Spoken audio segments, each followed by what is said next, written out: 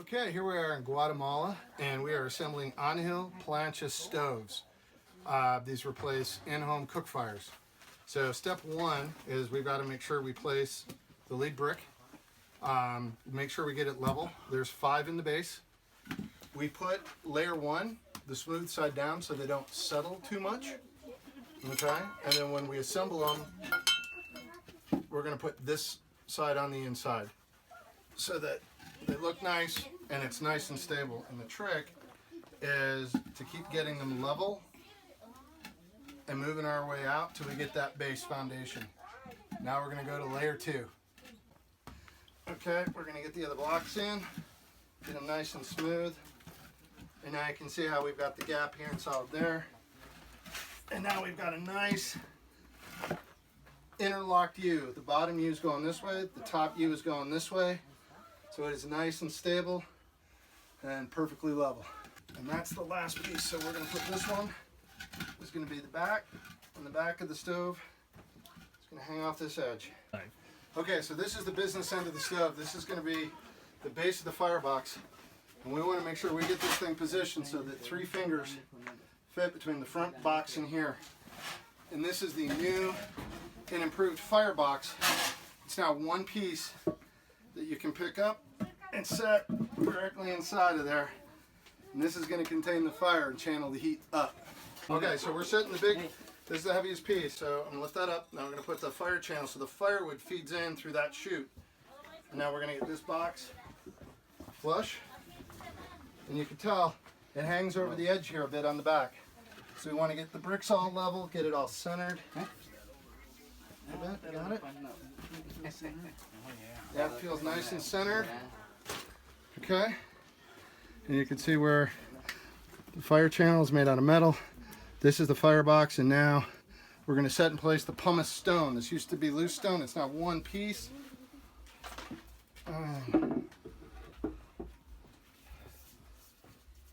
Just simple, simple, simple. There we go. All right. Now, so this piece slides in top like a key, or the top. Okay. So we're almost getting there. Now Randy's going to set in place what's called the Ashen Shelf. So this is where they're going to have bits of wood coming out the end can sit here, and if ash is coming out, it's going to connect there and collect here on the, and they'll be able to sweep it out and clean it nice and easy. Simple, simple. So now we're going to put the elbow in and the back, and this gives you a good view. You won't get it all the way in, but you want to plant it, get it nice and straight, because this is important. The pipe from here is going to go up through the roof, but this gives you a good look that we're off the end a little bit. And to be honest, when we started, this is where we started from. This is the center point. We put our spot on the roof, dropped our plumb line, and lined everything up so this pipe ends right here, nice and safe away from the walls. Get the pipe, planning ahead, get an auger, and you're going to want to put this in here and punch a hole. So we're going to do set screws so that the pipe won't move later after we install it.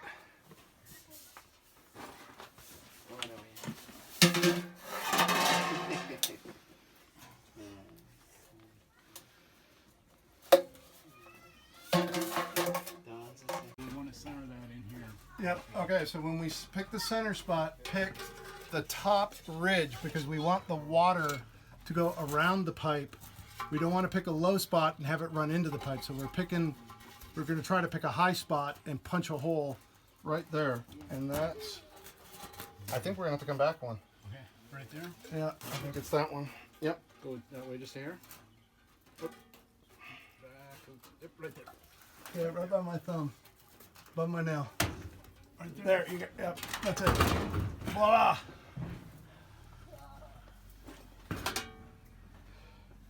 Okay, so we're scratching out around the pipe. So we've lined the pipe up on the hole, and we're going to try to mark out how big a cut.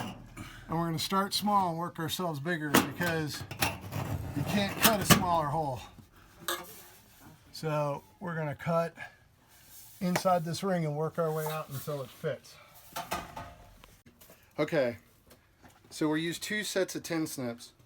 Red is for right turn cutting, so a nice tight right turn, but sometimes it's better to cut the other way. So the green will be a left-hand turn cut, and so it's good to have both sets of tin snips. There you go. This is the most dangerous part, probably the whole thing, because the metal's sharp and it's pretty old. So you might want to use work gloves, but you definitely want to be careful. So once you cut it, what you want to do is get it lined up, put it in there, and then make small adjustments. Because you don't want too big a hole, because you got to caulk over what doesn't line up. Okay, so when you get this done right, it's going to fit in there, and then you're going to want to slide the metal support on. This is going to be important because it's going to help stabilize that pipe. And then you slip the bottom piece in.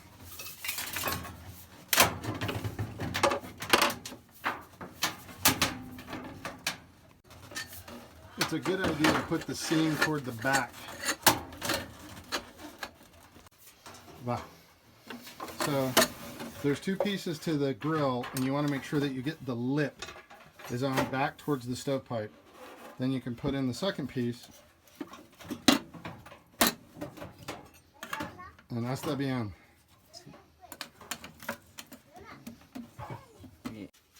We now have 1 complete stovepipe from roof to stove. No more smoke in the house. The grill on. So this is the hardware kit. These little wires are going to hold together the screen to keep people from touching the hot stovepipe. And these little screws, set screws, are going to keep the stovepipe connected, and the holder we're going to nail in with those staples.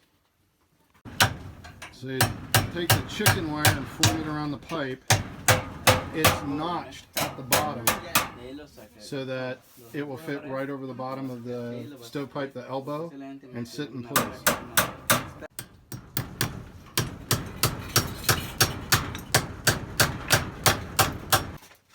You want to be careful when you're using the auger on the pipe in place so you don't collapse the inside pipe. You just want to score it enough to make it easier to put the screws in. Okay.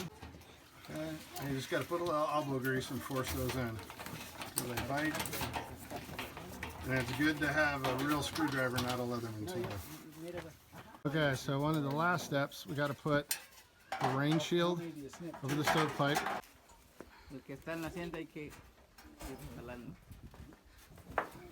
Más para allá, mira. Más el que viene arriba porque viene el lado para allá. Ajá.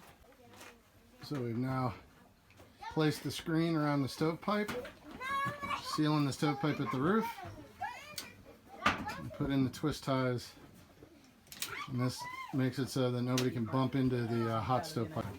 There we go, and bend them into place. Stove from the side before we put the shelves on, but it is fully functional now.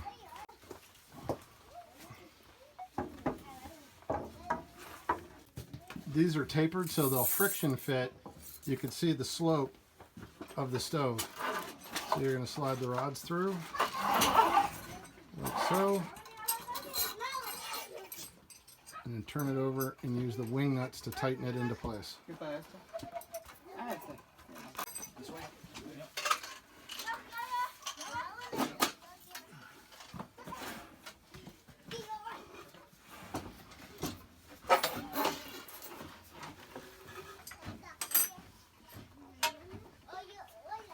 can see they drop into place, nice and snug. Get them lined up, and then use a wrench to tighten them down.